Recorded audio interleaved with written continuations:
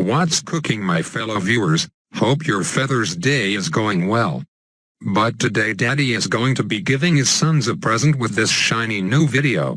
Not just an ordinary one either, kind of a half-modding video, cause I'll be playing on card battles while Tyler plays on classic. Since I was lazy to figure it out myself, shout out to a guy called Jambite who sent over the card battles mod. You might find his name familiar cause he's done the same shit in Bruno and Lucky's stream previously. Turns out all that needed to be changed was one .mode file to get this to work, but I did add a little extra stuff that gave me an advantage, such as trashing cards costing $1 instead of 50, and having the cooldown of new cards take 1 second instead of 4, I guess you could say oops, accidental mistake, but shouldn't make too big a difference overall, at least I hope. So yeah, these games were mostly for fun, so don't knock me or Tyler for playing like shit, although we did at least try to play to win so we could see which mode was easier to play with when paired up against each other. Since I haven't played card battles in forever and as such have no idea what the best deck is currently, Tyler went ahead and sent me one of his decks that apparently works decently well, so here goes my first time using it. Note that the deck I used for the tournament is no longer the best deck because of the addition of power cards like the Juggerlanche and Kidnap card, which were not there when the tournament came around. Anyways, that game ended quick. Although Tyler was quite greedy with his defense there, I'm going to give him the benefit of the doubt there cause people aren't used to having to defend round 3 grouped blues or round 7 grouped yellows, lol. So good game there, I suppose. On to the next. That one ended a little too fast for my liking, so perhaps we shall extend this game and see how well card battles can keep up with classic mode in the mid-game and beyond. Some of you have probably already seen these games and other games not seen in this video if you stalked my Battles TV profile though, and I hope you're happy cause now you've spoiled everything and have no use for watching this video anymore, except for my wonderful commentary of course. Speaking of which, I'm going to take a step back as usual and check a few things off my things to talk about list. Number 1 is Battles TV again, but this time regarding a different topic. And it's about the top of the popular and trending tabs being filled with scrublard games.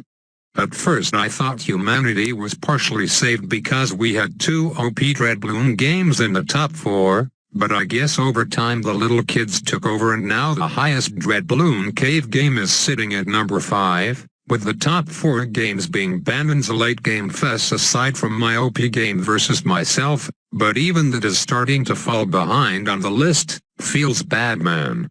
The trending tab is even worse. It takes the top liked games over the past 24 hours or so, and pretty much every game there is even more Bannon's the exceptions being a couple of Marwan games as well as an intense match versus me and Tyler on Mines, which he will show on his channel on a later date. So yeah, just wanted to say that cause it's a shame we weren't able to get more high-level games to the top. I guess that goes to show you how small of a minority this high-level player base is when you compare it to the whole thing. I know some of you will partially blame me for being part of the problem by getting my troll games upvoted to the top. I understand that, but it's not like I was advertising garbage Bannon's games to the top either, so I would say I had a neutral effect so far. But I watched Blaze's video the other day and he brings up a fair point. If this minority can start actively upvoting these good games then it could possibly make a difference in the long run in terms of where these games end up on the charts. So there's my part done. Go watch and like every high-level game you see on the trending/popular tab. And my games too. One more thing I need to say regarding Battles TV. Currently there's a bug where some of your games will be stuck on live status forever even though the game's been finished for a long time already, meaning nobody can access the replay or like the video. Pretty annoying bug cause it's happened to a couple of my games versus Tyler. No idea what causes it but I know many others have had this problem too, so Ninja Kiwi, I wish you the best of luck finding a fix for this bug. Moving on, Next on the agenda is something concerning modding, which is pretty huge, at least to me that is. So if you recall a few weeks ago on my video concerning trolling streamers with interesting monkey farmer patterns, which I believe many of you seem to enjoy.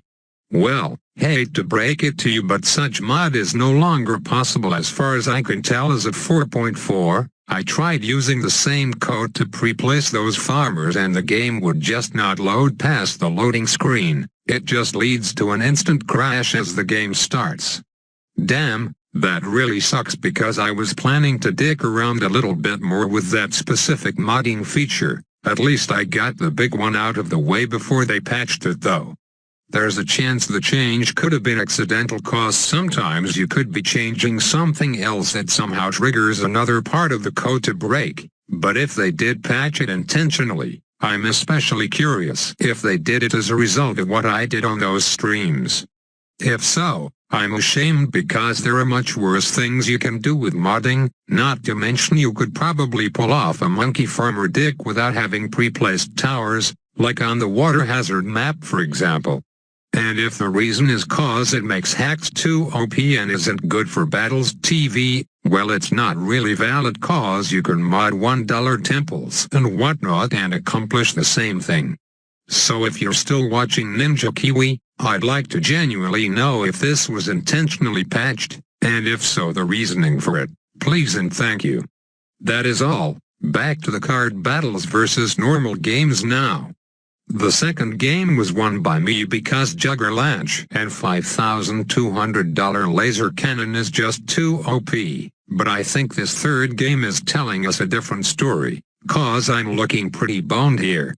I would like to partially blame not being able to fit more than 3 farms for that, because that fucked up my eco pretty good, meaning I didn't have enough money by the time Tyler decided to send this massive all-out BFB rush.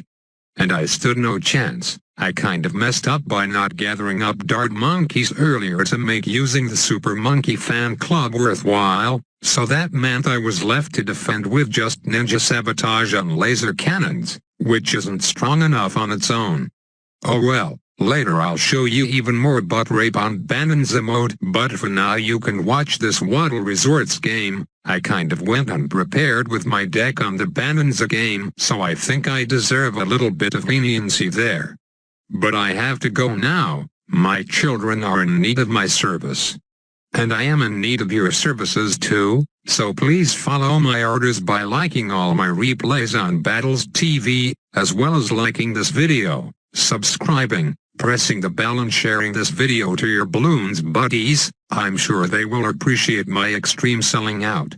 Keep on the lookout for banana farm skins coming this week, and have a very cardy day.